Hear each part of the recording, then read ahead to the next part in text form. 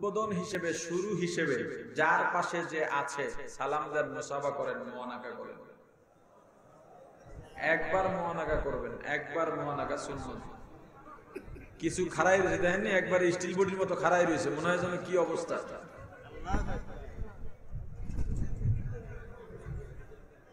হইছে? আলহামদুলিল্লাহ বলে বসে যান। খুশি না বেজার? আলহামদুলিল্লাহ বলেন। দ্রুত বসেন, দ্রুত বসেন।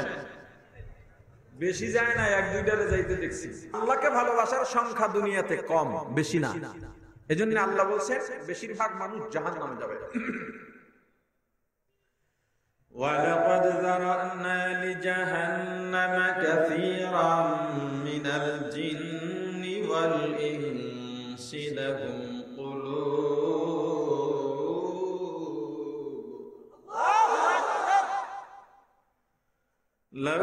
قُلُوبٌ لَا يَفْقَهُونَ بِهَا وَلَهُمْ أَعْيُنٌ لَا يُبْصِرُونَ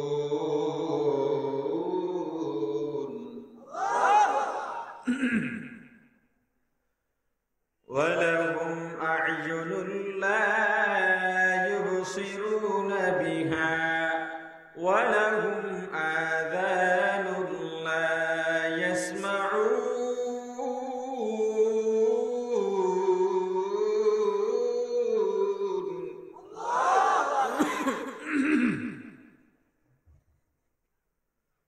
وَلَهُمْ آذَانٌ لَا يَسْمَعُونَ بِهَا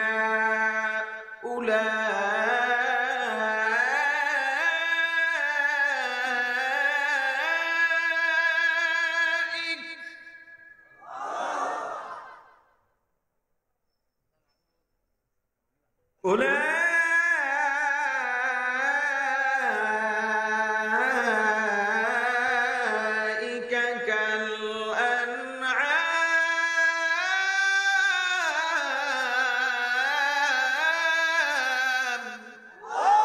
غير سورات آدمی انسان دے احمد ابو جہل ہم کے ছাড়ু দে।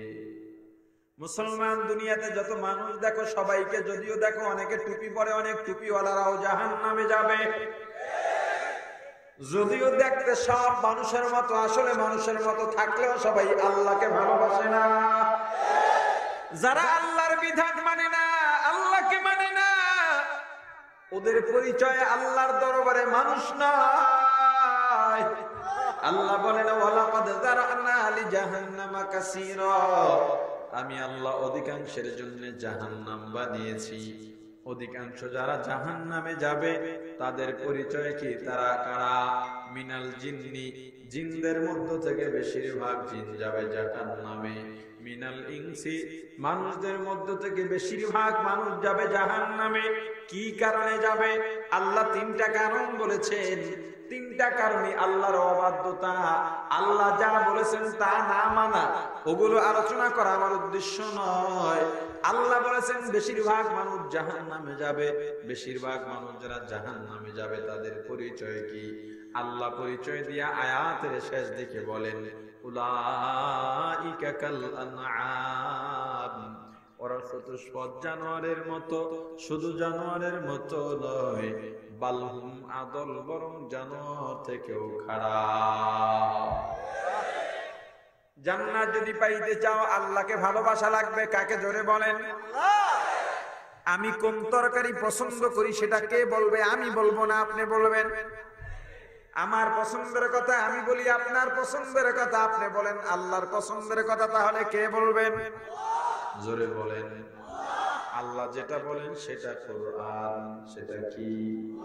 এজন্য আমরা কোরআনকে বলি কালামুল্লাহ। কোরআনের মধ্যে যা আছে সব আল্লাহর কথা সমূহ। আল্লাহর ভালোবাসার মাপকাঠি আল্লাহ জানিয়ে দিয়েছেন। আল্লাহর ভালোবাসার মাপকাঠি কোরআন থেকে জানবা। আল্লাহকে যেহেতু ভালোবাসা লাগবে, আল্লাহকে ভালোবাসা ছাড়া জান্নাত পাওয়া যাবে না। জান্নাত যদি পাইতে চাও আল্লাহর ভালোবাসা লাগবে। আল্লাহকে ভালোবাসে কারা? কিভাবে আল্লাহর ভালোবাসা হয়? কে শিখিয়েছেন? জোরে কোন? আল্লাহ পয়গম্বরকে ডেকে বলেন, পয়গম্বর আপনি দুনিয়ার জান্নাত প্রত্যাশীদের জানায়া দেন, ইন কুনতুম তুহিব্বুনাল্লাহ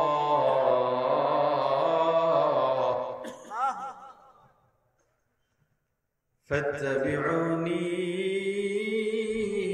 ইউহিব্বুকুমুল্লাহ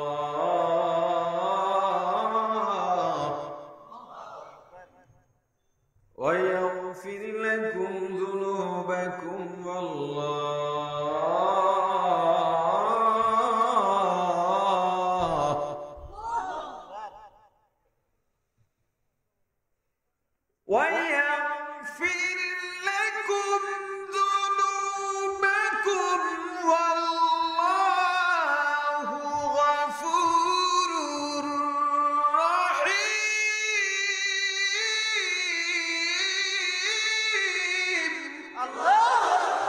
আল্লাহ পয়গম্বরকে জানায় দিলেন, পয়গম্বর আপনি দুনিয়ার মানুষদের বলেন, ইন কুনতুম তুহিব্বুনাল্লাহ যদি তোমরা আল্লাহকে ভালোবাসতে চাও, কাকে কেন ভালোবাসতে চাইবে? কোন কোন? জান্নাত যদি পাইতে চাই আল্লাহকে ভালোবাসা লাগবে। যদি জান্নাত পাইতে চাও আল্লাহকে ভালোবাসা লাগবে। অতএব যদি আল্লাহকে ভালোবাসতে চাও ফাত্তাবিউনি, আমি নবীর ইত্তেবা করো, অনুসরণ করো, আমি নবী যা বলি মানো। আমি নবীকে মানবা, আমি নবীর আদর্শ মানবা, এটা আমার খাহেশ নয়, এটা আমার বাপদাদার কথা নয়, এটা আমার বানানো কথা নয়। আল্লাহর পছন্দ। তোমরা যদি আল্লাহকে ভালোবাসতে চাও আমি নবী যেটা বলি সেটা মানলেই ইউহিব্বুকুমুল্লাহ, আল্লাহর ভালোবাসা হয়ে যাবে। রাসূলের আদর্শের মধ্যেই আল্লাহর ভালোবাসা। কিন্তু মুসলমান, তোমার মাঝে রাসূলের আদর্শ নাই, তোমার মাঝে রাসূলের সুন্নাত নাই। যদি তোমাকে সুন্নতের কথা বলা হয়, আমি এসে শুনেছি আপনাদের অঞ্চলে সব সুন্নি আর সুন্নি। এখন আমি প্রশ্ন করি, সুন্নি এলাকার মাহফিল ময়দানে টুপি ছাড়া লোক বেশি কেন? জবাব দাও। এখন যদি প্রশ্ন করি, সুন্নিওয়ালা এলাকার দোকানে টিভি কেন? জবাব দাও। এখন যদি প্রশ্ন করি, সুন্নিওয়ালা এলাকার মসজিদে ফজরের নামাজের কাতার পূর্ণ কেন হয় না? জবাব দাও। এখন যদি বলি, সুন্নিওয়ালা এলাকার মানুষের মুখে কেন দাড়ি নাই? কি জবাব দেবা? দাও। এখন যদি প্রশ্ন করি, সুন্নিওয়ালা এলাকার মহিলাদের পর্দা কেন নাই? জবাব দাও। এখন যদি বলি, সুন্নিওয়ালা এলাকার ঘরে ঘরে কেন টিভি চলে? জবাব দাও। শুধু মুখে দাবি করলেই হবে? আজকের ওয়াজ সব সুন্নি ওয়াজ। কি ওয়াজ? কিন্তু ধরা কয়টায় খাইবা প্রস্তুতি নিয়ে রাখো। কোরআন সুন্নাহর বাইরে এক জাররা কথাও বলবো না ইনশাআল্লাহ। তুমি রাসূলের সুন্নাত মানো না, রাসূলের দরদ তোমার মধ্যে কতটুকু?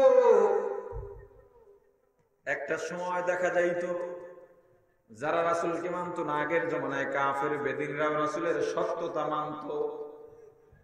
গোপনে গোপনে রাসূলের জীবনী পড়তো, জীবনী পড়ে মুগ্ধ হইতো। কারণ এমন একজন মানুষ যার জীবনী পড়লেও মজা পাওয়া যায়, যার আলোচনা করলেও মজা পাওয়া যায়, যার জীবনের মধ্যে শুধু শিক্ষা আর শিক্ষা।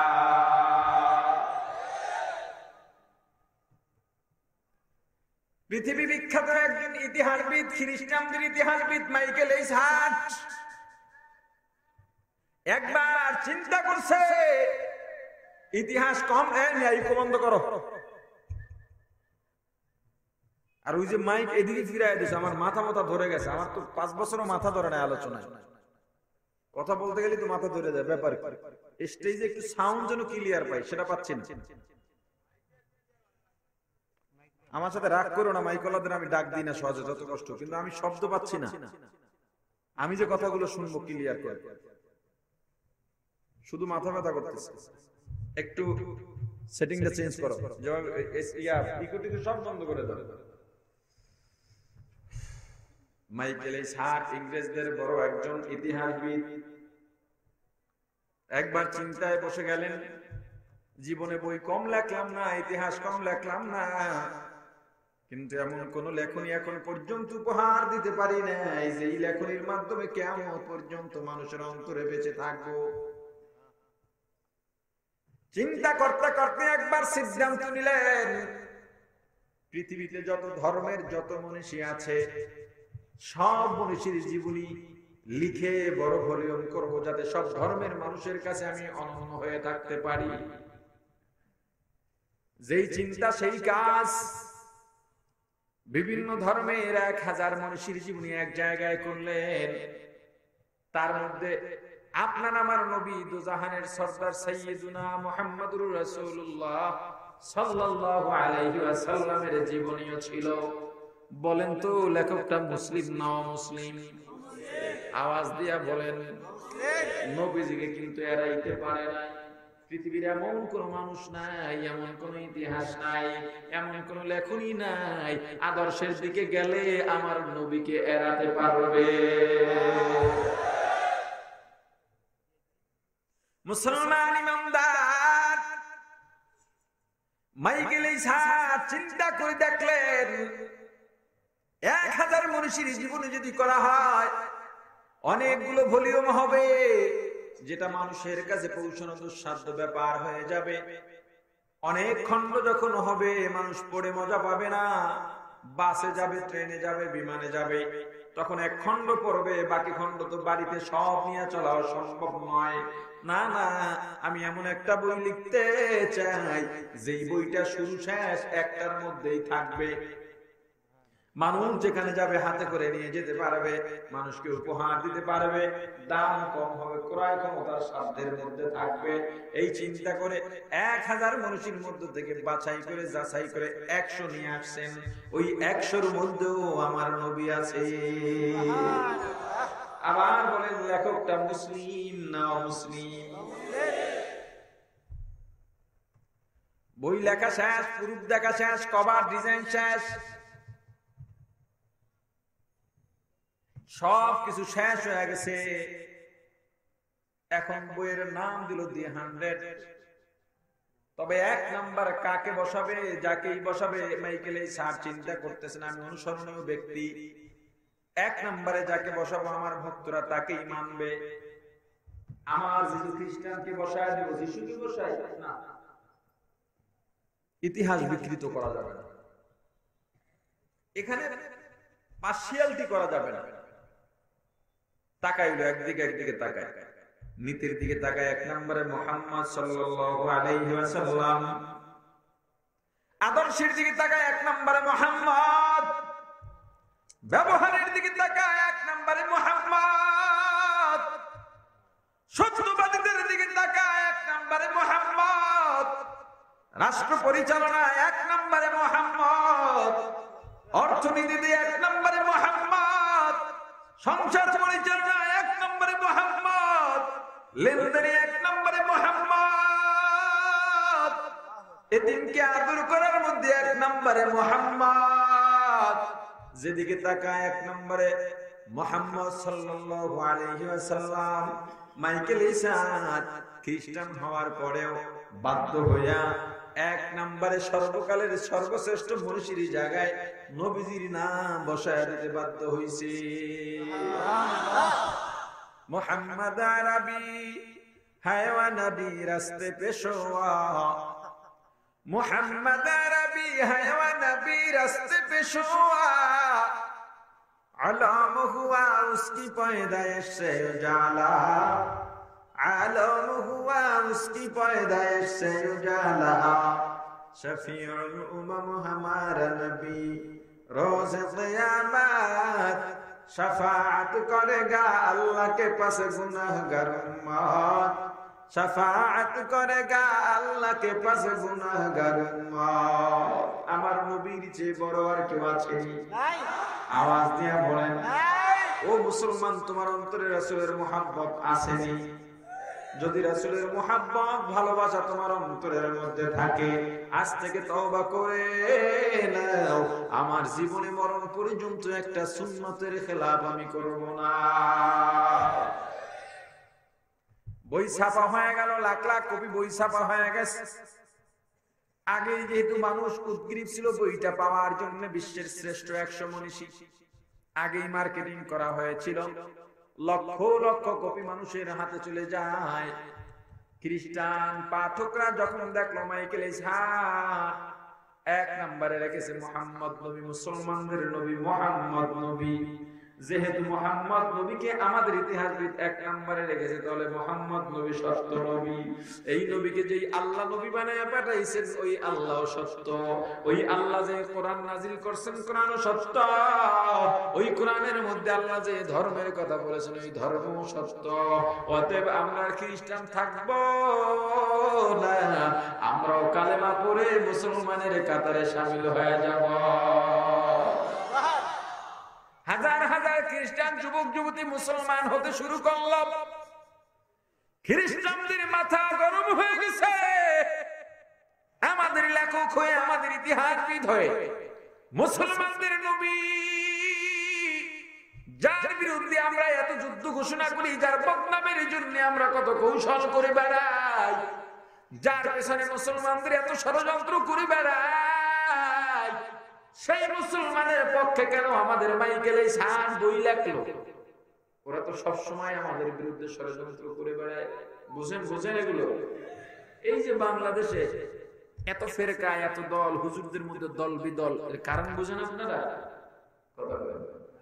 কি বুঝেন? মুসলমান যদি এক হয়, ওরা পালাবার জায়গা পাবে না। ওরাই কৌশল করে আমাদের মাঝে বিভেদ সৃষ্টি করে রাখে, বিভেদ সৃষ্টি করে রাখে। আফসোস আমরা বুঝলাম না, কিন্তু যেদিন ওরা টুপিওয়ালার উপরে, মুসলমানের উপরে আক্রমণ শুরু করবে, সেদিন দেখবে না তুমি চরমনায় তবলিগ সুন্নি না হবে, সমানে কোপাইব। বুঝলাম না, বুঝলাম না, কবে বুঝবা? সামান্য দ্বন্দ্ব নিয়ে আজকে আমরা পাট পাট হয়ে আছি। একদল উৎপেতে আছে, অহবি হুজুর রস করতেছে, দেখি আমাদের বিরুদ্ধে কিছু বলেনি, তৈরি খাইলাম।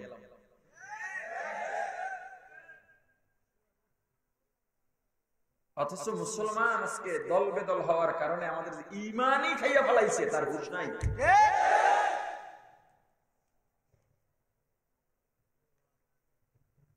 বউ চাকরি করে বেতন পায় 20,000, স্বামী চাকরি করে বেতন পায় 10,000, বেশি কাটটা? জোরে বলেন। ওই ঘরে দাপট কার বেশি থাকবে? সন্ধ্যায় স্বামী স্ত্রী বাসায় ফিরছে, খাওয়া দাওয়া করে ঘুমাইতে যাইবে, প্রচুর মশা পড়ে। স্বামী কয়, বিবি মশারিটা টানাও। আমি পারতাম না, তুমি টানাও। স্বামী বলে, দেখো হুজুরদের জবানে শুনছি স্বামীর পায়ের নিচে স্ত্রীর বেহেশত, তুমি যদি মশারি না টানাও এই বেহেশত পাইতে না। বউ কয়, কোন হুজুরে কইছে? হুজুরের কাছে আবার যাও, গিয়া বলো, হুজুর আমি এমন একটা অকর্মা, আমার বউকে দিয়ে আমি চাকরি করাই, বেতন আমার বউর বেশি, এই ক্ষেত্রেও কি আমার বউর জান্নাত আমার পায়ের নিচে? স্বামী চিন্তা করতেছে, এই ফতুয়া নিয়ে হুজুরের কাছে গেলে ঝাড়ুর বাড়ি একটাও মারিত করবো না। দুজনের মধ্যে ঝগড়া শুরু। আচ্ছা বলেন তো, মশারি টানানোটা কি অনেক বড় ব্যাপার ছিল? কয় ঘন্টার কাজ? 1 মিনিটও? স্বামী স্ত্রী ঝগড়া লেগে গেছে। বউকে, তোমার লাগার কথাই কইতাম না। স্বামী কয়, ঠিক আছে, যে আগে কথা কইবে হ্যাঁ মশারি টানবে। চোর চুরি করে টাকাওয়ালার বাড়ি না গরিবের বাড়ি? একদিনই চুরি করে না, বহুদিন অপেক্ষায় থাকে, সুযোগ খোঁজে, যেদিন সুযোগ পায় সেদিন চুরি করে। চোরের দল তো পাশে খাড়াই রয়েছে, বেড়ার পাশে, কাম বাজছে, সুযোগ যায়, কথা কইতো না, মশারি টানা লাগবে, তাড়াতাড়ি ঢোক ঘরের ভিতরে। ঘরে ঢুকে সব নিতেছে, স্বামীও তাকায় রয়েছে, বউ তাকায় রয়েছে, কথা পায় না। কিসের ডরে? কথা বলেন। স্বর্ণ গহনা কই? এটা তো সিন্ধুকের মধ্যে। চাবি লগা? চাবি তো ভাবির শাড়ির খুঁটে। খোল? কিছু কইতে না, ভাবি বংশীয় মেয়ে না, আগে কথা বললে মশারি টানা লাগে, ভাবিও ফুললে 3 জন হইছে, কথা কইতাম না, সব নিয়ে যায়। স্বামীও চিন্তা করে কথা বলবো না, আমার তো মর্যাদা কম নয়, সব নিয়ে যা কথা বলবো না। সোরের দল সব নিয়ে নেমে গেছি গা। স্বামী এবার ছোট্ট করে ডাক দিছে, বিবি সবই তো হারাইলাম, কয় মশারি টানাও। স্বামী ডাক দিয়ে বলে, মশারি দিয়ে কি করব, কি করব? বিবাহ করার পর থেকে দুজন মিলে ভালো একটা সময় কাটাইলাম না, সারাটা দিন পরিশ্রমে কাটাই দিলাম। সেই পরিশ্রমের টাকা দিয়ে যা যা আমরা এখানে জোগাড় করলাম, প্রস্তুত করলাম, আয়ত্ত করলাম, কেনাকাটা করলাম, সব তোমার আমার সামান্য জেতার নেশা, সামান্য একটা দ্বন্দ্ব, ঘরের মধ্যে তুমি আমি ছাড়া বড় আপন আর কেউ নাই, সে আপনের মধ্যে দ্বন্দ্ব লাগাইয়া চোর সম্পদ নিয়ে গেছে। মুসলমান দুনিয়ার মধ্যে মুসলমানের চাইতে মুসলমানের সঙ্গে আর বড় বন্ধুত্ব কিচ্ছু নাই, মুসলমানের ইমানের চাইতে বড় সম্পদ আর কিচ্ছু নাই। ওই ইমান চোরেরা তোমার আমার দরজার পাশে দাঁড়ায় রয়েছে। যখন তুমি বলো আজকে হুজুর আমার বিরুদ্ধে কইলে খাইয়ালাম, তখনই ও সুযোগ পায়, সুযোগ পাইয়া কয় তোমার মর্যাদা কম না, হুজুরকে তুমি ছাইরো না। তখন তুমি আর হুজুর লেগে যায়, মাঝখান দিয়া ইমাম চোরেরা ইমাম চুরি করে নিয়ে যায়, টের পাও না। মুসলমান ইমানদার বিবাহের পরে বিবি স্বামীর কথা শোনে না। কত ডাক্তার কবিরাজ দেখাইলো, জিনের ফকির দেখাইলো, কাজ হয় না। বিয়ের পর 2-3 বছর হয়ে গেছে, হঠাৎ করে গভীর রাতে বউ স্বামীরে জড়ায় ধরছে। স্বামী কই এই দিনটার অপেক্ষায় তো ছিলাম, এত বছর কত ডাক্তার কবিরাজ দেখাইলাম, কোনো কাম হইল না, এইবার তো আর কিছু দেখাই নাই, ওষুধও খাওয়াই নাই, জড়ায় ধরলা কাকা, ঘরের চোখ ঢুকছে। কি ঢুকছে? আমি হিসাব করে দেখলাম তুমি আর আমি ছাড়া ঘরের মধ্যে আপনার কেউ নাই, কেউ নাই, ঘরের মধ্যে চোর ঢুকছে। এখনো যদি আমরা একে অপরের সাথে হাত না মিলাই, তাহলে ঘর থেকে সব চুরি হয়ে যাবে। এখন মুসলমান চোর ঢুকছে, সবাই হাতে হাত মিলাও। মুসলমান ইমানদার এখানে আওয়ামী লীগ আছেন, বিএনপি আছেন, তবলিগ আছেন, চরমনাই আছেন, সুরেশ্বর আছেন, চন্দ্রপাড়া আছেন, এদিকে কি দরবার যেন, ফুলতলি আছেন, সব দলের মানুষ আছেন। আজকে এখান থেকে তওবা করে যেতে হবে, আমাকে একটা কথা দিয়ে যেতে হবে, আগামী কাল থেকে আপনারা এই সমস্ত ফেরকাবাজি নিয়ে আর কোন দ্বন্দ্ব করবেন না। কারা কারা রাজি? টান টান করে দুহাত উঠান, কারা কারা রাজি?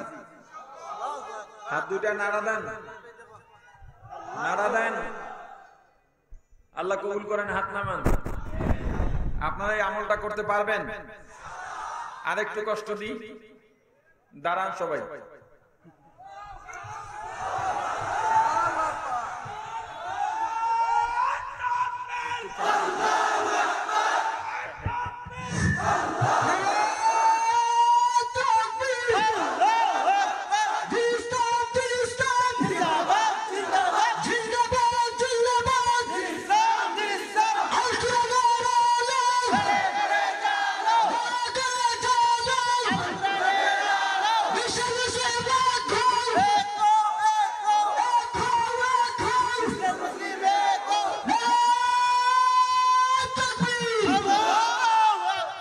বসবেন না, এই দাঁড়ানোর সুযোগে মহান একটা কাজ করাবো আপনাদের দিয়ে, আপনারা করবেন, আমি দেখব। কিন্তু এই সুযোগে কিছু মানুষ ভিতর দিয়ে বের হয়ে গেছে। শয়তান ওই কয়টার সাথে পারছে, আপনাদের সাথে পারে নাই, আলহামদুলিল্লাহ বলেন। আপনারা সবাই মিলে থাকবেন, কথা বলেন। এখন থেকে আমল শুরু করে দেবেন। মুসলমান ভাই ভাই দেখা হলেই সালাম, সুযোগ হলে মুসাফা, সুযোগ হলে মুআনাকাও করবেন, পারা যাবে? আমাদের এই বিশাল ময়দান থেকে 2-1টা কমলে কোনো অসুবিধা আছে? আল্লাহ কবুল করেন। বসে পড়েন, বসেন, এই বসেন। শুকরিয়া আল্লাহর দরবারে। মাইকেল এই সাজকে ডাকা হয়, খ্রিস্টানদের বড় বড় লিডার এক জায়গায় বসে মাইকেল ইসাহাজকে তলব করা হয়। আমাদের ইতিহাসবিদ হয়ে, আমাদের লেখক হয়ে তুমি কেন মুসলমানদের নবী মুহাম্মদকে পৃথিবীর শ্রেষ্ঠ মনীষী বানাইলা? মাইকেল ইসাহাজ জবাব দিয়া বলে, আমি ইতিহাসবিদ, ইতিহাস বিকৃত করতে পারি না। আমি যদি এটা না করতাম, কিয়ামত পর্যন্ত আমার চরিত্রের উপর একটা কালো দাগ পড়ে যাইত। আমার নাম মানুষ সুনামের সঙ্গে স্মরণ করতো না, আমার নামের সঙ্গে সবাই একটা কুধারণা করত। আমি তাকায় দেখলাম, যেদিকে তাকাই চরিত্রের দিকে তাকাই, সত্যবাদিতার দিকে তাকাই, সংসার পরিচালনা, রাষ্ট্র পরিচালনা, অর্থনীতি, যুদ্ধ পরিচালনা যেদিকেই তাকাই, এক নম্বরে রহমাতুল লিল আলামিন, সাইয়্যিদুল মুরসালিন, ইমামুল মুরসালিন, খাতামুন নবীন, শাফিউল মুজনিবিন, উম্মতের কান্ডারি, মানবতার মুক্তির দূত সাইয়্যিদুনা মুহাম্মাদুর রাসূলুল্লাহ সাল্লাল্লাহু আলাইহি ওয়াসাল্লাম এক নাম্বার। শুধু এক নাম্বার নয়, মুহাম্মদ নবীর ধারে পাশে কেউ নাই। এজন্য আমি বাধ্য হয়ে সর্বকালের সর্বশ্রেষ্ঠ মনীষী মুহাম্মদকে ঘোষণা করেছি। খ্রিস্টানদের লিডাররা বলল, ঠিক আছে, যা করছো করছো, বইয়ের শর্ত, বইয়ের অধিকার আমাদের হাতে দিয়ে দাও, এই বই তুমি আর ছাপাতে পারবে না। বইয়ের শর্ত দিয়ে দিল। বাধ্য হয়ে লাইব্রেরিতে যত বই আছে সেগুলো নিজেদের টাকায় কিনে আগুন দিয়ে পোড়াবে, পোড়ায় ফেলাবার সিদ্ধান্ত হয়। কিন্তু যেগুলো মানুষের হাতে চলে গেছে সেগুলো কেমনে আনবো? নিজেদের মধ্যে মিটিং হচ্ছে, যারা ইসলাম ধর্ম গ্রহণ করে ফেলেছে ওরা তো আর পিছু হটবে না, কারণ ওদেরকে পিছু হটানো সম্ভব নয়, গুলি খাবে, তুমি ইসলাম থেকে পিছু সরবে না। তবে যারা এখন দ্বিধায় আছে ইসলাম গ্রহণ করবে কি করবে না, ওদের ব্যাপারে পদক্ষেপ নেওয়া দরকার। কি করা যায়? বলে, সব প্রতিবাদ স্লোগান দেওয়া হয় না, সব প্রতিবাদ মানববন্ধন দেওয়া হয় না, সব প্রতিবাদ সমাবেশ দেওয়া হয় না, মিছিল দেওয়া হয় না, হরতাল অবরোধ দেওয়া হয় না, কৌশলও করতে হয়। বলে, কি করা যায়? ওই D100 এর মোকাবেলায় একটা বই লেখা লাগবে। অনেকগুলো হাত উঠছে, আমি লিখবো, আমি লিখবো। কে চায় না ইতিহাসের সাক্ষী হতে? বলল, না, আমাদের কেউ লেখলে হবে না, আমরা তো এমনি মুহাম্মদ বিরোধী, আমাদের দিয়ে লেখালে হবে না। দেখো মুসলমানদের মধ্যে একজন মেধাবী লেখক পাও কিনা?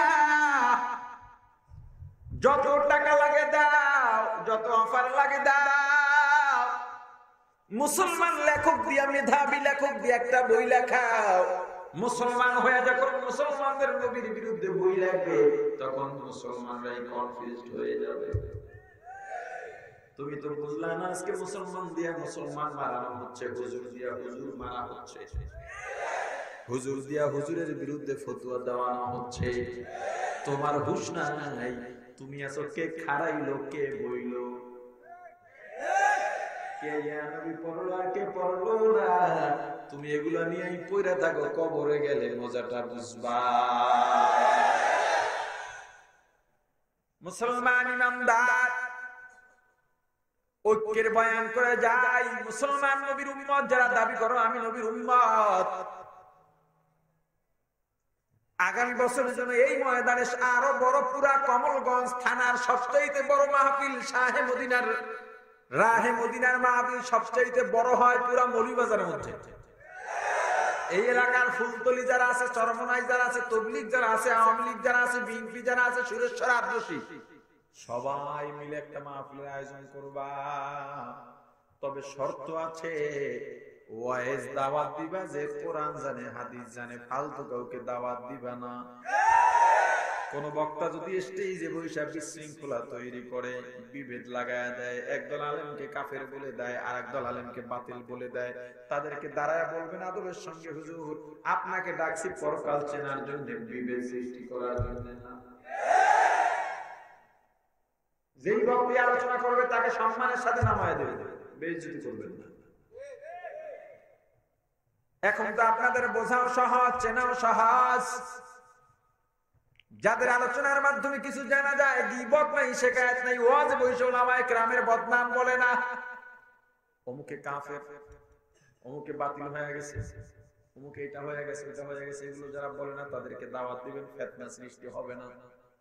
আগামী বছর এই একতার বয়ানের পরে, ঐক্যের বয়ানের পরে সবাই মিলে বড় আয়োজন করবেন, ভাই ভাই কাঁধে কাঁধ মিলিয়ে থাকবেন। আপনি আওয়ামী লীগ করেন, ভোট কেন্দ্রে গিয়ে নৌকায় ভোট দিবেন, এটা আপনার ব্যাপার। আপনি বিএনপি করেন, ধানের শীষে ভোট দিবেন, আপনার ব্যাপার। আপনি জমিয়ত করেন, খাজুর গাছে ভোট দিবেন, আপনার ব্যাপার। আপনি চরমনাই করেন, হাত পাখায় ভোট দিবেন, আপনার ব্যাপার। আপনি জাতীয় পার্টি করেন, লাঙ্গলে ভোট দিবেন, আপনার ব্যাপার। কিন্তু যখন ইসলামের বিরুদ্ধে কেউ কথা বলবে, তখন নৌকা বুঝি না, ধান বুঝি না, হাত পাখা বুঝি না, খেজুর গাছ বুঝি না, লাঙ্গল বুঝি না, দাড়ি পাল্লা বুঝি না, আমি রাসূলের উম্মত সবাই এক হয়ে ঐক্যবদ্ধ হয়ে ইসলাম বিরোধীদের বিষ দাঁত ভেঙে দিতে হবে।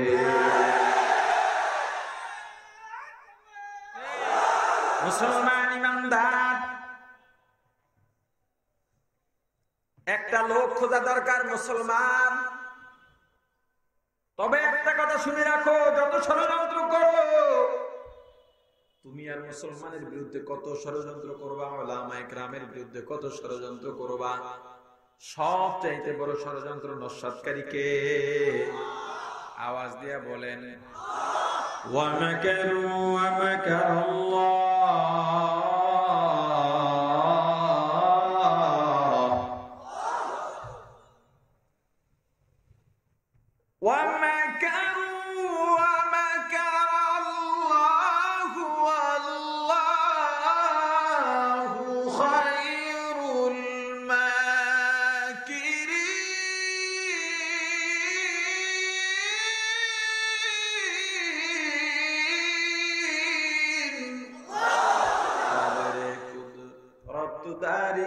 कमल अंत रब्बी अंत हस्बी जो जलाल तू ही कादिर जलीलुल्लाह जहादर बहरहाले तू ही मेरा निगाहदार। बोलो तो ক্ষমতার মালিক কে? আওয়াজ দিয়া বলেন, ক্ষমতার মালিক কে? তুমি ষড়যন্ত্রের জাল বিছাইতে বিছাইতে বিছাইতে বিছাইতে পৃথিবীর এক মাথা থেকে অন্য মাথায় নিয়ে যাইবা। যার জন্য ষড়যন্ত্রের জাল বিছাইছো, ওই ষড়যন্ত্রের জালে তাকে ফাঁসাবার আগে তোমার বিছানো জালে তোমাকে পেঁচাইয়া পেঁচাইয়া নেস্তনাবুদ করতে পারেন কে? এই শক্তি আল্লাহর আছে না নাই? আওয়াজ দিয়া বলেন, আছে না নাই? আল্লাহ ছেড়ে দেন তবে, আল্লাহ ছাড় দেন তবে ছেড়ে দেন না। আল্লাহ বলেন, বান্দা অতিবার পারিস না, পারিস না, পারিস না। আমি আল্লাহ ধরি না, ধরলে কিন্তু ছাড়ি না। একবার যারে ধরি, ইরাকের সাধারণ সাংবাদিকের জুতা দিয়া সাইজ বানাইয়া ছাড়ি। মুসলমান ইমানদার লোক একটা খুঁজতে লাগলো, কাকে পাওয়া যায়? শর্ত মুসলমান হতে হবে এবং মেধাবী হতে হবে। এজন্য মুসলমানদের যত মেধাগুলো আছে, দেখবেন গবেষণা করতে করতে করতে করতে এক সময় মস্তিষ্ক বিকৃত হয়ে যায়। তখন মুসলমান হয়েও মুসলমানদের বিরুদ্ধে কথা বলে। একটা লোক পাওয়া গেল, যেই লোকটা ছোট সময় বাবা স্কুলে ভর্তি করে দিয়েছেন। বাবা ছিলেন নাস্তিক। বাবা ভর্তি করানোর পর 3 মাস পরে ছেলে আর ক্লাস করে না। বাবা বলে, তুই কেন ক্লাস করো না? নাম সালমান। বলে, বাবা সালমান কেন ক্লাস করো না? বলে, বাবা 3 মাসে 6ষ্ঠ শ্রেণী পর্যন্ত যত বই আছে সব মুখস্থ হয়ে গেছে। এত মেধা আল্লাহ দিচ্ছেন। মেধা বেশি থাকলেই আল্লাহকে পাওয়া যায় না, মোটা হলেই আল্লাহকে পাওয়া যায় না, সুন্দর হলেই আল্লাহকে পাওয়া যায় না, ক্ষমতা থাকলেই আল্লাহকে পাওয়া যায় না, জনপ্রিয়তা থাকলেই আল্লাহকে পাওয়া যায় না। আল্লাহকে পাওয়ার জন্য কলবটা শুদ্ধ লাগে। কি বলেন? হযরত বেলাল রাদিয়াল্লাহু তাআলা আনহু আল্লাহর রাসূলের কত বড় প্রেমিক। এত কালো বংশগত গোলাম মানে একেবারে নিম্ন শ্রেণীর মানুষ, মানুষের কামলা দিয়ে খায়, টাকাও পায় না, বেচা কিনা হইতো। এত কালো মানুষ, যত কালো হোক না কেন হাতের তালু সাদা থাকে। কিন্তু হযরত বেলাল এমন কালো ছিলেন, হাতের তালু পর্যন্ত কালো ছিল। হযরত বেলালের নিচের ঠোঁটটা ভারী ছিল, ঝুলে থাকতো, দাঁত বের হয়ে থাকতো, দেখতে ভালো লাগতো না। এরপর আমার রাসূল বলেন, আমি মেরাজে গিয়া আল্লাহর আরশের পায়ার মধ্যে বেলালের হাঁটার আওয়াজ পাইছি। কাফেরদের বড় বড় লিডাররা নবীজির কাছে গিয়ে বলে, মুহাম্মদ, আপনার সঙ্গে আমরা বসবো, আপনার ধর্ম নিয়ে জানবো, রিসার্চ করবো, আলোচনা করব, গবেষণা করব, যদি বুঝি ইসলাম কায়েম করব, কিন্তু সেখানে যদি চাকর বাকর থাকে আমাদের ইজ্জতে বাজে। নবীজিও চিন্তা করলেন, ঠিক আছে, ওদেরকে সরায়া একটু লিডারদের সাথে কথা বলে দুই একটা লিডার যদি দিনের পথে আনা যায়, খারাপ কি? আল্লাহ বলেন, না না পয়গম্বর, দুনিয়ার কাফেরদের সব লিডার যদি এক জায়গায় করা হয়, আমার বেলালের পায়ের ধুলা সমান হবে না। আউলিয়ারা কারে ওকবা ইখতিয়ার, জাহেলারা কারে দুনিয়া ইখতিয়ার, আশিকারা মিল্লাত মাযহাব জুদাস্ত, আশিকারা মিল্লাত মাযহাব খুদাস্ত। মুসলমান ইমানদার আল্লাহর গোলাম রুশ এলাকায় বসবাস করতে জন্য বলা হয় সালমান রুশদি মুসলমানের বাচ্চা। মাইকেল ইসহাক মুসলিম না মুসলিম? নবীজির পক্ষে লেখলো, নবী পক্ষে লেখলো, কিন্তু সালমান রুশদিকে কিভাবে কাবু করা যায় খবর নিয়ে দেখলো, নারী আর বাড়ি টাকায় সালমান রুশদি কাবু হয়ে যায়। সালমান রুশদিকে দুইটা অফার দেওয়া হলো। প্রথমে তার পিছনে সুন্দরী যুবতী লেলিয়ে দেওয়া হয়। সুন্দরী প্রতিযোগিতা বাংলাদেশেও হয়। সুন্দর বানাইছেন কে? কালো বানাইছেন কে? তাহলে সুন্দরী প্রতিযোগিতা করো, তোর বাপের সম্পদ নাকি? কালোটারে অপমান করার সাহস তোকে কে দিয়েছে? সুন্দরী প্রতিযোগিতা দিয়া ওপেন সিক্রেট বেশ্যাখানা খুলেছো তোমরা। আর আজকে 2.5-3 দিন ধরে ফেসবুক, সোশ্যাল মিডিয়া, পত্র পত্রিকা, ইলেকট্রনিক্স মিডিয়ায় গরম খবর, একটা মেয়ে মারা গেছে, কি যেন নাম, আনুষ্কা। খবর আইছে তার প্রেমিকা তাকে শিলনাদানি করছে হোটেলে নিয়ে, এই জন্য মারা গেছে। এগুলো তোমাদের এসবের ফসল।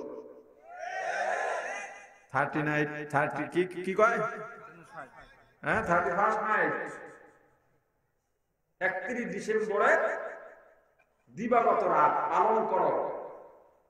পহেলা বৈশাখের জন্য দায়ী, 31 নাইটের জন্য দায়ী, পহেলা বৈশাখের জন্য দায়ী। তোমরা দিবস পালন করো করো, তবে অশ্লীলতা দিয়ে নয়। যদিও দিবস ইসলাম পছন্দ করে না, তবুও তোমরা করবা, করলে তো কেউ ফিরাইতেও পারবে না। কিন্তু নারীর ইজ্জতের এত স্লোগান দাও। এই সমস্ত দিবসগুলোতে, 14 ফেব্রুয়ারির দিবসগুলোতে আমাদের মা বোনের ইজ্জত কেন নিলামে তোলা হয়, সেই জবাব দাও। সুন্দরী প্রতিযোগিতার নামে আমার সহজ সরল গ্রাম থেকে সুন্দরী মেয়েদেরকে, আমার বোনদেরকে শহরের মধ্যে নিয়ে তাদের শরীর দেখা, তাদের শরীর সারা জাতিকে দেখাইয়া, তারপরে তাদের সামনে আইনা অন্যান্য যুবক যুবতীর যৌন সুরসুরি দেওয়ার অধিকার তোমাদের কে দিয়েছে? এই সমাজ, এই দেশ চারিত্রিক ভাবে ধ্বংস করে দিয়েছো তোমরা। এই দেশ এখন আর দারিদ্র সীমার নিচে নাই, চরিত্র সীমার নিচে চলে গেছে। চরিত্র আর চরিত্র নাই। সালমান রুশদির পিছনে সুন্দরী মেয়ে লিলি দায়। খ্রিস্টান মেয়েটা প্রেমের অভিনয় করতে করতে করতে করতে বলে, হে সালমান, তুমি আমাকে কতটা ভালোবাসো? বলে, আমার হৃদয়ে শুধু তুমি। এই যারা প্রেম করো, যারা প্রেম করে ওগুলোর একটা ঈমান নাই। কি নাই? আওয়াজ দিয়া কম। কার কার গায়ে লাগছে হাত উঠাও।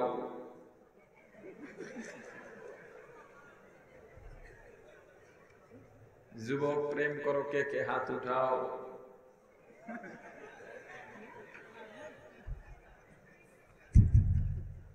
প্রেম যারা করে ঈমান নাই কেন?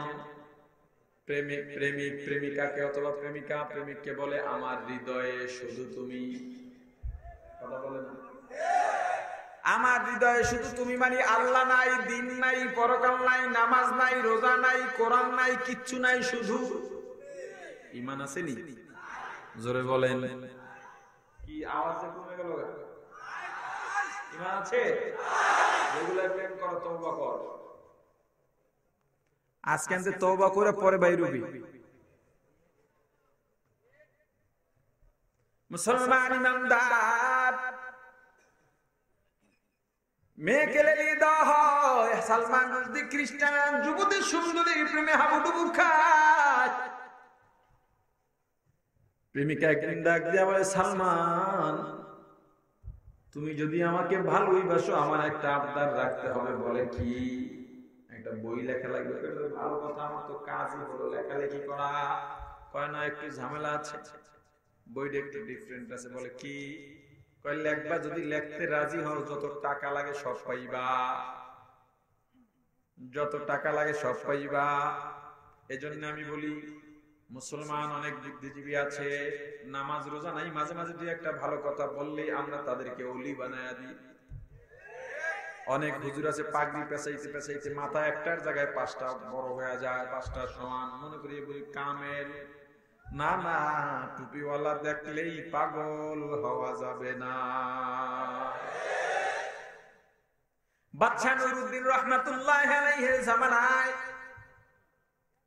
মদিনায় দুইটা ইহুদি ঢুকছে,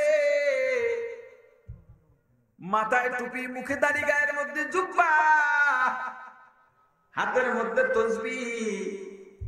সারাদিন তাসবিহ জপে আর দান সদকা করে, আর কোনো কাজ নাই। বাদশা নুরউদ্দিন কি আল্লাহর নবী পয়গম্বর সাল্লাল্লাহু আলাইহি ওয়াসাল্লাম স্বপ্নে দেখা, নুরউদ্দিন এখনো ঘুমাও, দুইটা লোক আমার শহরের মধ্যে ঢুকছে, আমার বড় ক্ষতি করতে চায়, তাদেরকে তাড়াতাড়ি গ্রেফতার করো, না হয় ক্ষতি হয়ে যাবে। বাদশা নুরউদ্দিন রহমাতুল্লাহ আলাইহি পেরেশান হয়ে গেলেন। মদিনা শহরের যত অধিবাসী ছিল সবাইকে দাওয়াত করছেন বাড়িতে। নিজে গেটে বৈশা লোক ঢুকাইতেছেন, কিন্তু ওই চেহারা দুইটা দেখেন না, পেরেশান হয়ে গেলেন, লোক দুইটা তো পাইলাম না। দ্বিতীয় দিন নবীজি আবার স্বপ্নে দেখেন, নুরউদ্দিন কি করলা? ক্ষতির কাছাকাছি চলে আসছে, তাড়াতাড়ি গ্রেফতার করো। দ্বিতীয় দিনে কি পদ্ধতি করলেন, আজকেও পাওয়া গেল না, তৃতীয় দিনও পাওয়া গেল না। নুরউদ্দিনের ঘুম নাই, পাগল পারা হয়ে গেছে। দায়িত্বশীলদের ডাক দিয়া বললেন, কেউ কি বাকি নাই? কয় না হুজুর, কেউ বাকি নাই। কয় ভালো করে বুঝো। কয় দুইজন মুসাফির বাকি আছে, তাদেরকে হিসাবে ধইরা লাভ কি? তারা তো ভালো মন্দ কিছুই বুঝে না, দুনিয়া বোঝে না, শুধু দান সদকা করে আর তাসবিহ পড়ে, জিকির করে। কয় ওই দুইটাই আমার দরকার, চল। গিয়ে দেখে তাসবিহ পড়তেছে, এর চাইতে বড় দরবেশ আর কেউ নাই। দেখাই চিনা ফেলাইছে।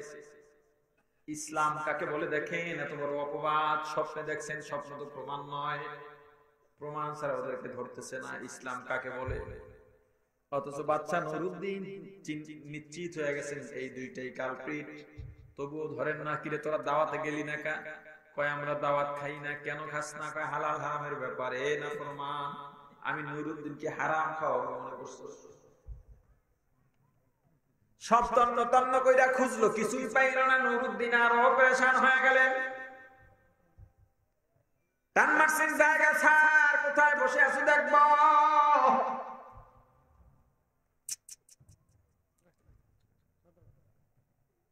দুই ইহুদি বেশধারী দরবেশ ধমক দিছে, বাদশা আমরা মুসাফির মানুষ, আল্লাহর তাসবিহ পড়িয়েই যায়, নামাজে নামাজ পড়ি, বিছানায় নামাজ পড়ি, রাতে তাহাজ্জুদ করি, বহু চোখের পানি এখানে আছে।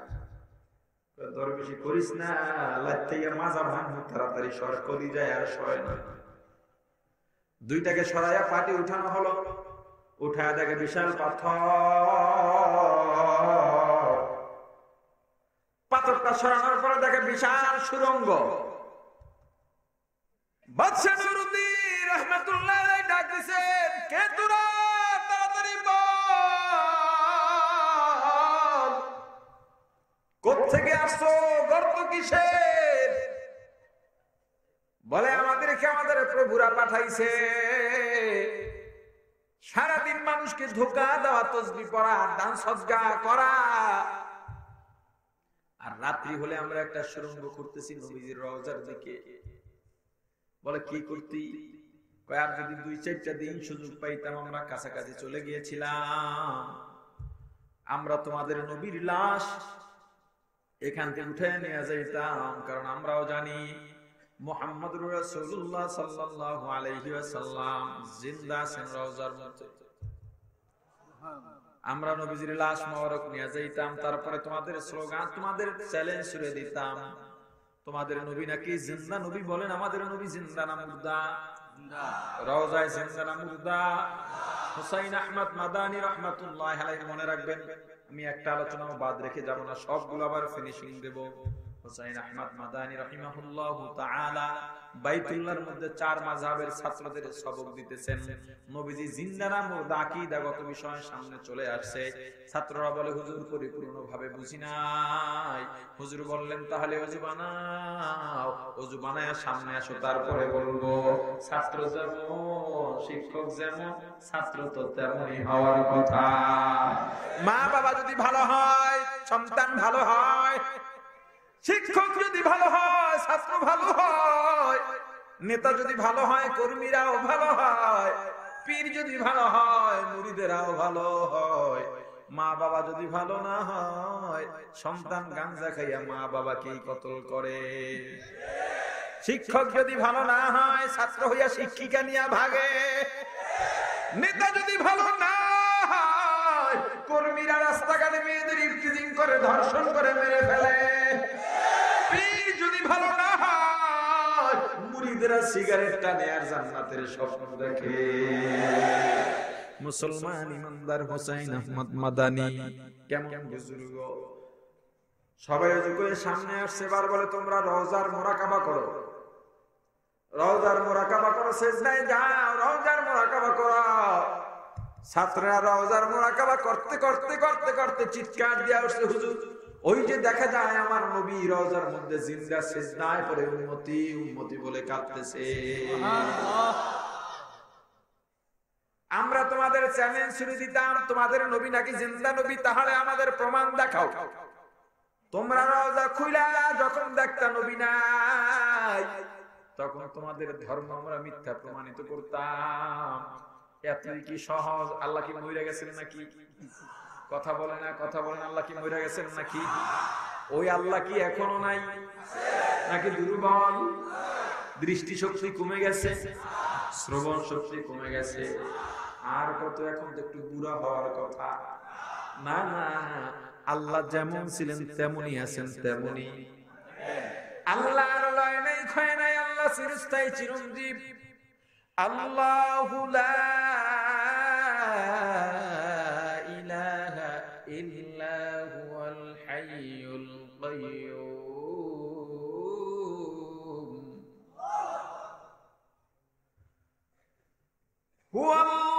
হুয়াল্লাহুল্লাযী লা ইলাহা ইল্লা হুয়া আলিমুল গায়বি ওয়াশ শাহাদাতি হুয়ার রাহমানুর রাহিম।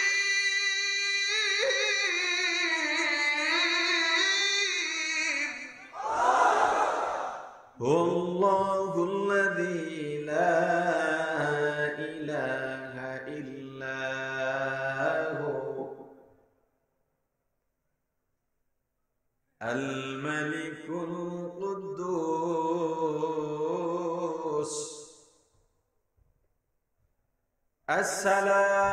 আসসালামুল মুমিন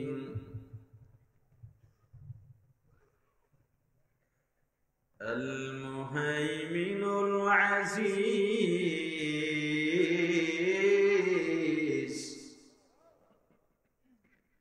আল জব্বার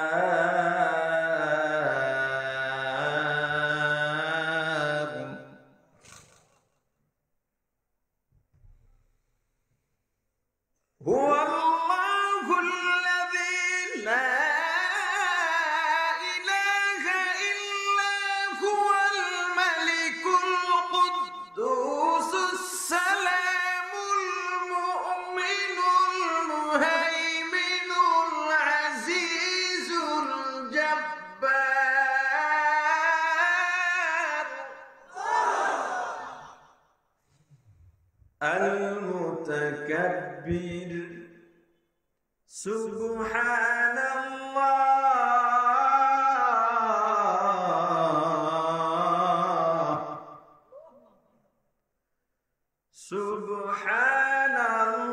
সুবহানাল্লাহি আম্মা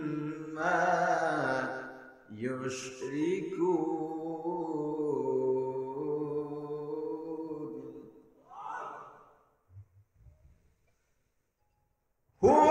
হুয়াল্লাহুল খালিকুল বারিউল মুসাব্বিরু লাহুল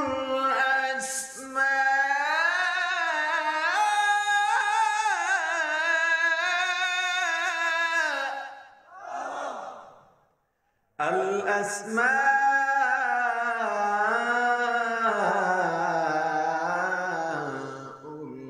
الحسنى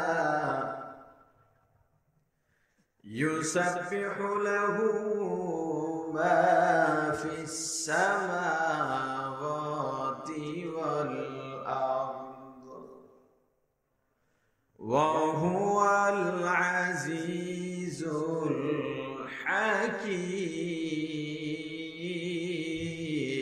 الحكيم قل هو الله أحد সবাই পড়েন قل هو الله أحد الله الصمد لم يلد ولم يولد ولم يكن له كفوا أحد لا جد ولا ند ولا حد لمولى لا جد ولا ند ولا حد لمولى الآن كما كان ولم يلق زوالا الآن كما كان ولم يلق زوالا لا جد ولا جدة لا عم وخالا لا هيئ لا سورة لا شبه لمولا لا هيئ لا سورة لا شبه لمولا আল্লাহ আছেন না নাই যত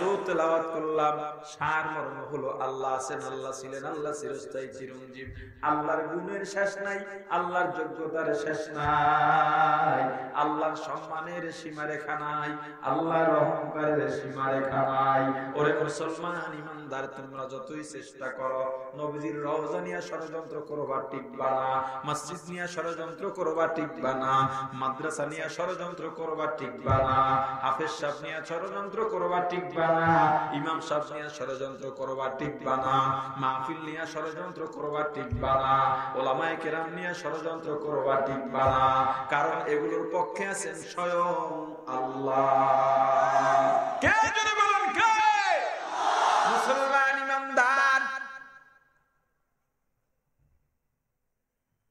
মাইকেল ইসহাক মুসলমানদের নবীর পক্ষে বই লাগলো সালমানের দিকে প্রস্তাব দেওয়া হয় যত টাকা লাগে বস্তায় বস্তায় টাকা আমাদের দেশের টাকার বান্ডিল পাইয়া হুজুররা মাসালা ঘুরায় দেয় আছে না নাই আওয়াজ দিয়া বলেন আরো জোরে বলেন ওরে মুসলমান ইমানদার আল্লাহর গোলাম কিছু অন্যায় আছে মানুষ করে অন্যায় হিসেবে বোঝে এটা অন্যায় আর কিছু মানুষ অন্যায় করে আবার অন্যায় করে অধ্যত্ততাও দেখায় আছে না নাই যেমন মনে করেন বিড়ি সিগারেট খাওয়ার নেয় না অন্যায় অনেক মানুষ সিগারেট টানে একজন মুরব্বী সামনে দেখলে ফালায় দেয় ইমাম সাহেবরে দেখলে ফালায় দেয় আর কিছু বেয়াদব আছে অন্যায় তো করতেছে আবার যদি ডাক দেওয়া হয় তখন বলে আপনার বাপের টাকা দিয়ে খাইনি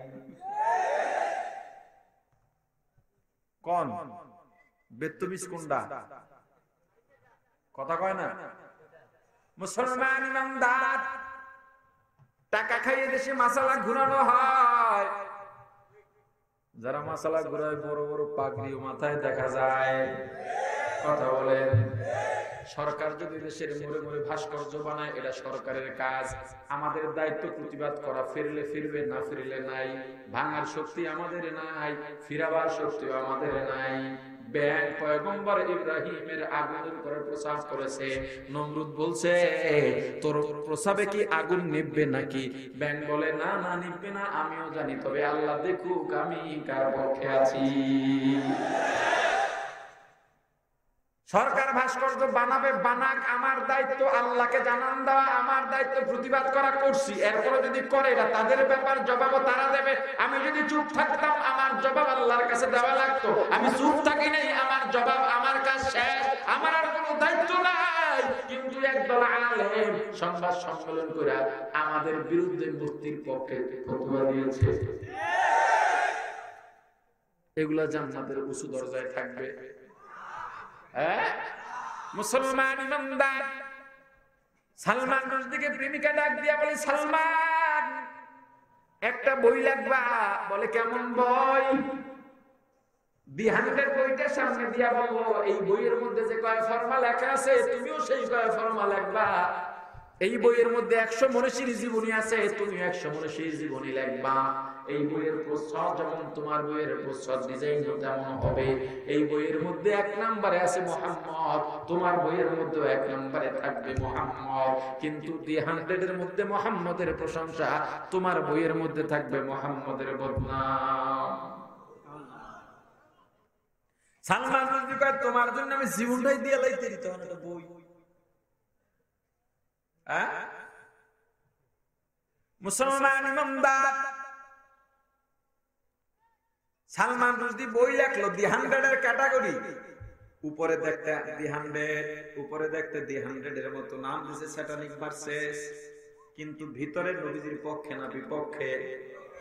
উপরে ফিটফাট কথা বলেন। এজন্য আবারও বলি, টুপি দেখাই ভক্ত হইও না। এই যে আমাকে দেখো, এই যে আমাকে দেখো, এটা আমি না।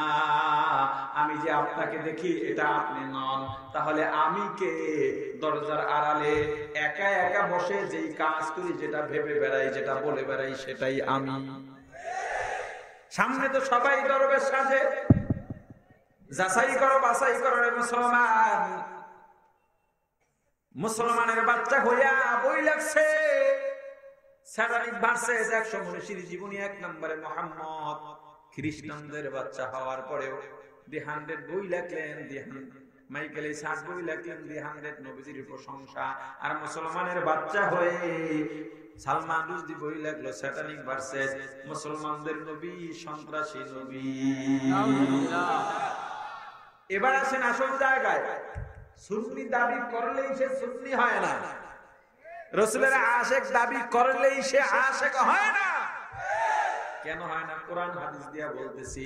জান্নাত যদি পাইতে চাই কি করা লাগবে? মনে আছে কি করা লাগবে? বলেন, আওয়াজ দিয়া বলেন।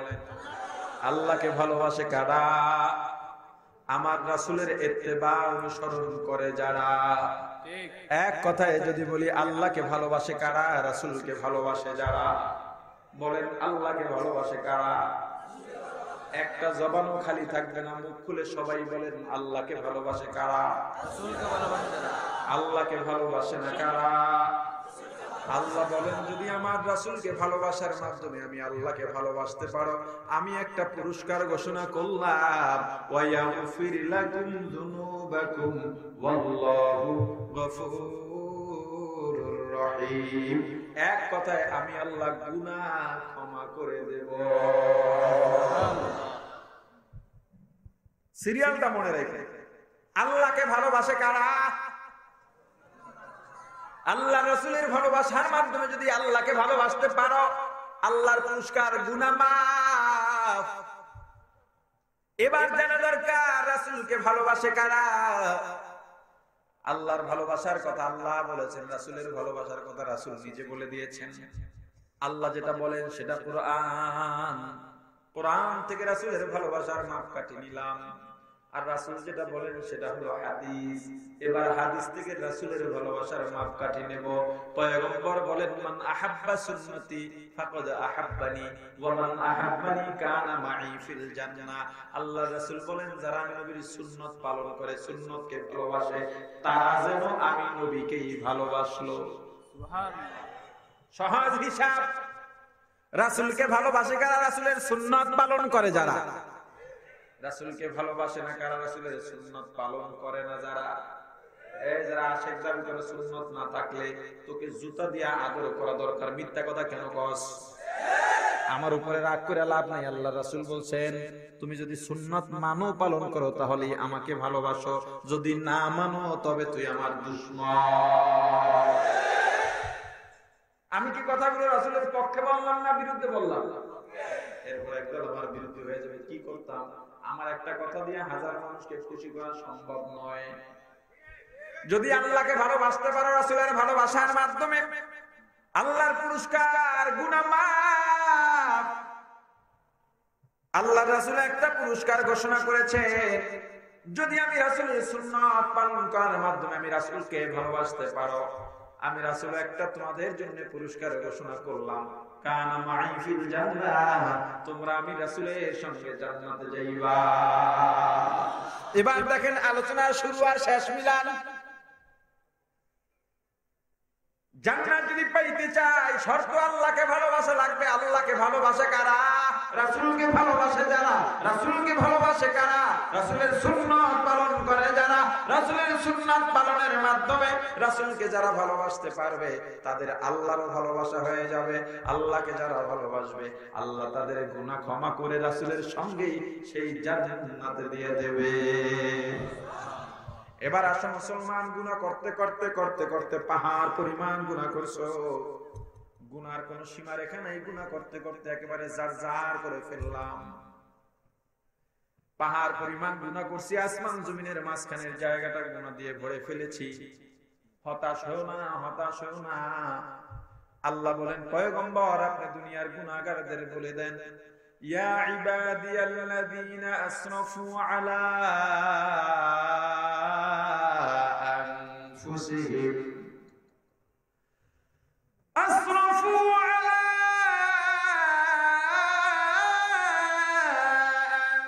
আনফুসিহিম লা তাকনাতু মির রাহমাতিল্লাহ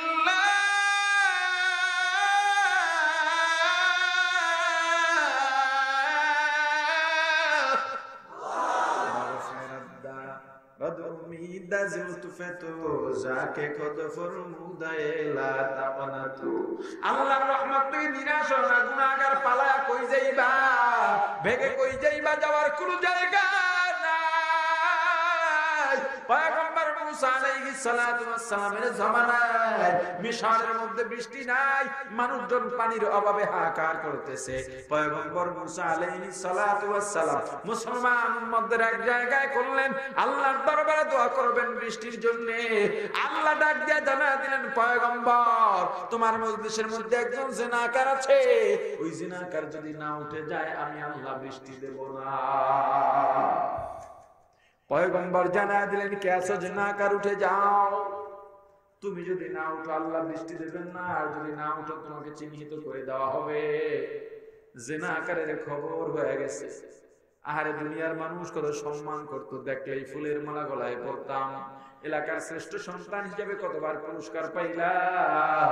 কিন্তু মানুষ তো জানে না আসলে মানুষের পেছনে আমি কি করে বেড়াই, আমি এত বড় একটা অপদার্থ। এখন যদি মানুষের সামনে দিয়া উঠা যায়, মানুষজন যারা আমাকে দেখলে মাথা নোয়া দিল, তারা আমাকে থুতু মারবে, জুতা মারবে। বুঝলাম আমি তাদের সামনে থেকে অপমানিত হয়ে বের হয়ে গেলাম, এমন একটা জায়গায় গেলাম যেখানে আমাকে কেউ চিনবে না। কিন্তু সেখানে যাওয়ার পর আল্লাহ যদি বলেন জিনাকার এই জমিনও আমার, আমার জমিন ছেড়ে চলে যা, তখন কোথায় যাব? যাওয়ার তো জায়গা নাই। যেই আল্লাহ ঘোষণা দিছে অপমান তো হবই হব, কিচ্ছু করার নাই। শেষবারের মতো একটা চেষ্টা করে দেখি। জিনাকার অন্তরে অন্তরে তওবা শুরু করে দিছে, আল্লাহর সঙ্গে কানেকশন লাগায় দিছে। চোখের পানি ছেড়েও কাঁদতে পারে না, আশপাশের লোকজন সন্দেহ করে বসতে পারে। চোখের কান্নার চাইতে অন্তরের বুক ফাটা আর্তনাদ, আফসোস আল্লাহর কাছে দাম বেশি। মুসলমান জিনাকার আল্লাহর দরবারে দোয়া করতেছে, সঙ্গে সঙ্গে মিশরের জমিনে যুগ যুগ করে বৃষ্টি পড়া শুরু হয়ে গেছে।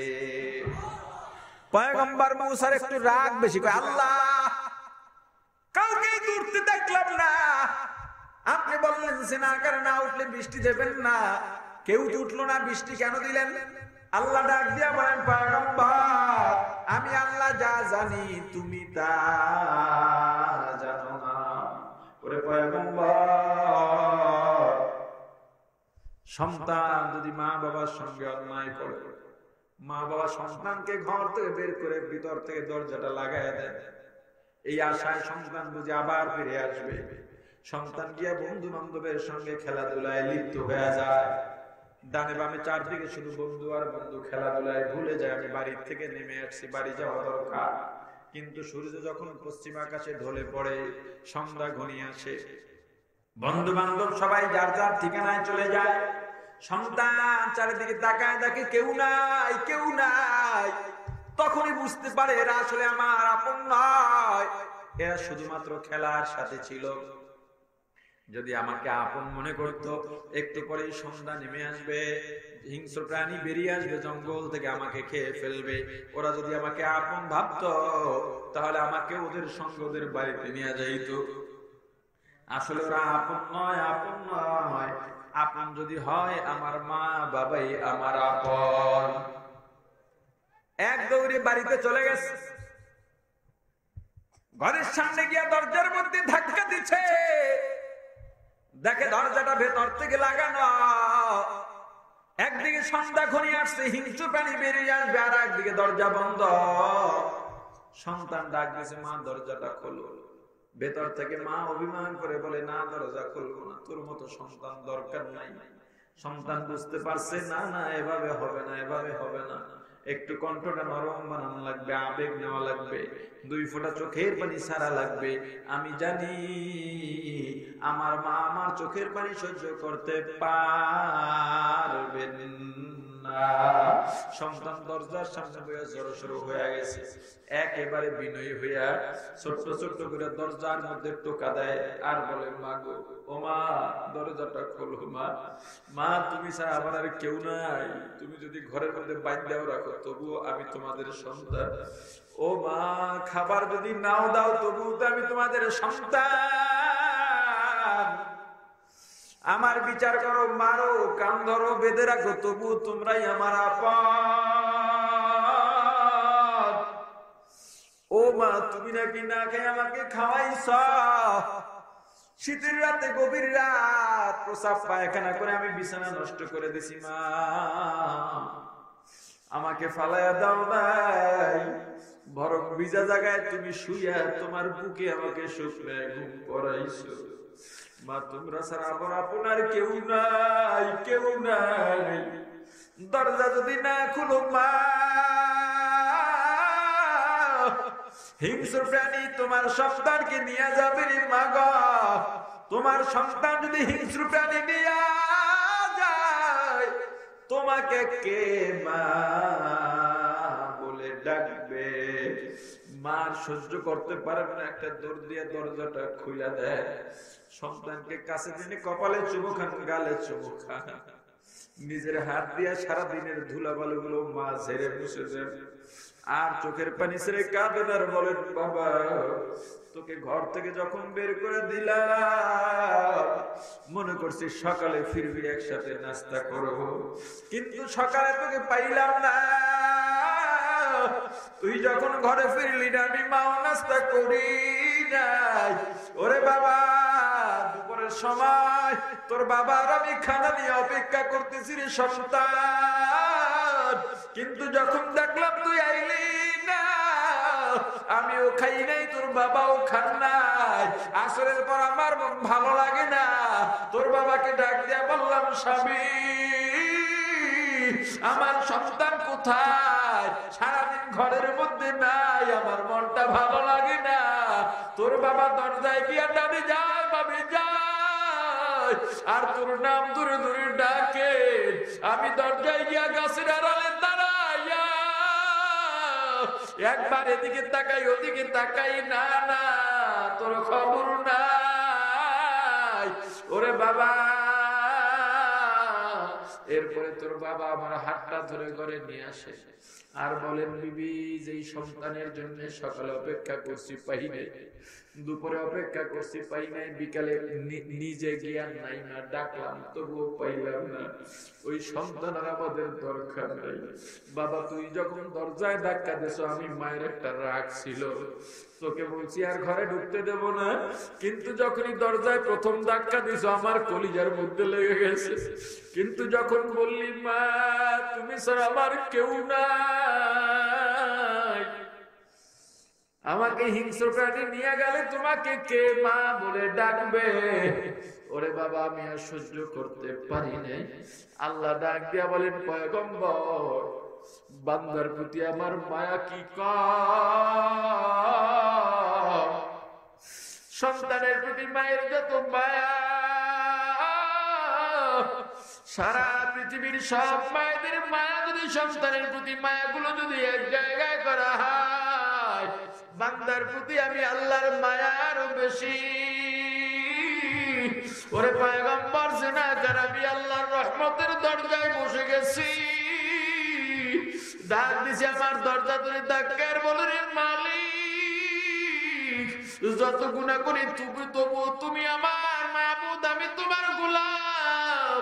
ওরে মাওলা আমি কোথায় যাব, যাওয়ার তো জায়গা নাই, আমি গুনাহগার তোমার দরজায় হাজির, আমি নাফরমান তোমার দরজায় হাজির।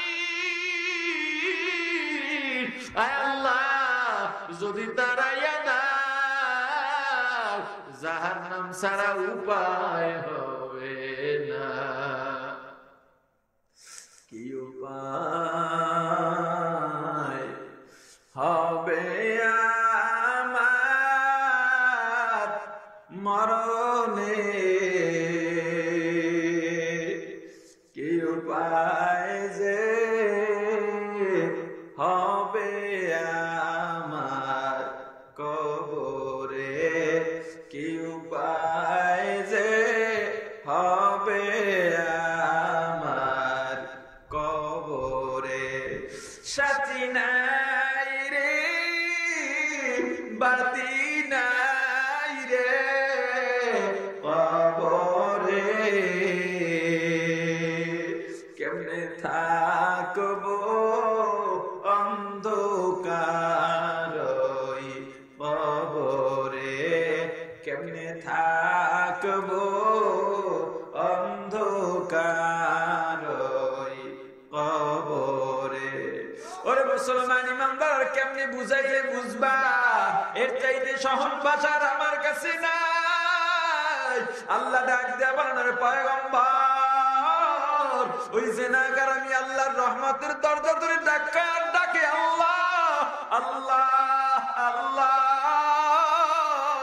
একটা সময় আমার বান্দা যখন দরজা ছাড়েই না, আমার বান্দাকে বললাম ওরে বান্দা তুই দয়া করলাম মায়া করলাম, তোর কান্না ছাড়া কোনো ভাষা নাই, তোর ক্ষুধা লাগলেও কাঁদো, মশায় কামড়াইলেও কাঁদো, আমি আল্লাহ তোর মায়ের মধ্যে সেন্সর লাগাই দিছি, কখন কিসের জন্য কাঁদো তোর মা বলতে পারতো। ওরে বান্দা তোকে আমি আল্লাহ হায়াত দিলাম, ভাষা দিলাম, নিয়ামত দান করলাম। ওরে বান্দা তোকে আমি কত টাকা ডাকলাম, জোহরে ডাকছি পাই নাই, আসরে ডাকছি পাই নাই, মাগরিবে শায়ে ডাকছি পাই নাই, ফজরে ডাকছি পাই নাই। সারাদিন কাজ করা ক্লান্ত হয়ে যাও, আমি আল্লাহ রাত্র দিলাম বিশ্রামের জন্য। গভীর রাতে আমি আল্লাহ নিচে নেমে আসি, নিজে নেমে এসে তোকে ডাকি বান্দা তোর মনে কত দুঃখ আমাকে বল, তোর মনে কত চিন্তা আমাকে বল। আমি আল্লাহর ছেলে নাই, মেয়ে নাই, মা নাই, বাবা নাই, বান্দা তুই যদি আমি আল্লাহকে একবার একটা আল্লাহ বলে ডাক দিতি, আমি আল্লাহ জীবনের গুনাহ ক্ষমা করে আমার কুদরতি কোলে তুলে নিতাম। ওরে পয়গম্বর আমার বান্দা তবু আমার দরজাটা ছাড়ে না। একটা সময় আমি আল্লাহর কুদরতি সিনার মধ্যে জোশ মেরে গেছে, একটা সময় আমি আল্লাহর রহমতের দরিয়ার মধ্যে তুফান শুরু হয়ে গেছে। আমি আল্লাহ রহমতের দরজাটা খুলে দিলাম, আমার জিনাকার বান্দাকে আমি আল্লাহ কোলের মধ্যে লইয়া মা যেমন সন্তানের সারাদিনের ধুলাবালুগুলো সরায়া দিছে, আমি আমার বান্দার জীবনের গুনার ধুলাবালুগুলো ঝাইরা পয়সা ওগুলো নেক দিয়া পরিবর্তন করে দিছি। ওরে পয়গম্বর, যেই জিনাকারের কারণে আমি আল্লাহ বৃষ্টি দিই নাই, ওই জিনাকারের উসিলাই আবার মিশরের মধ্যে বৃষ্টি দিয়া দিছি। সুবহানাল্লাহ। মুসলমান ইমানদার, সময় থাকতে খাস দিলে তওবা করো, রাসূলের সুন্নাতগুলো মানো, আর ঐক্যবদ্ধ হয়ে থাকো। হানাহানি বাদ, দ্বন্দ্ব বাদ, বিবাদ বাদ। আমরা কিন্তু বড় শঙ্কা অবস্থা আছি। ইসলাম বিরোধী, ইসলাম বিদ্বেষীরা, নাস্তিক মুরতাদরা আমাদের দিকে তাকায় আছে। ওরে মুসলমান, বাংলাদেশে ইসলামের খেদমত বেশি হয়, বাংলাদেশ ওলামার সংখ্যা বেশি, হাফেজরা বাংলাদেশে বিশ্বের মধ্যে 1 নাম্বার হয়। ইসলাম বিদ্বেষীরা হোয়াইট হাউসে বসে বাংলাদেশকে টার্গেট করে। আর দল বেদল নয়, আমরা সবাই একমত হয়ে চলবো। আল্লাহ তৌফিক দান করেন, বলেন আমিন। আরো জোরে বলেন আমিন। যতটুকু আলোচনা করেছি, আলোচনায় যত ভুল সব আমার পক্ষ থেকে, যত ভালো সব আল্লাহর পক্ষ থেকে। আমার ভুলগুলো শুধরাইয়া আল্লাহর ভালোগুলো গ্রহণ করার তৌফিক দান করেন। সকলে বলি আমিন।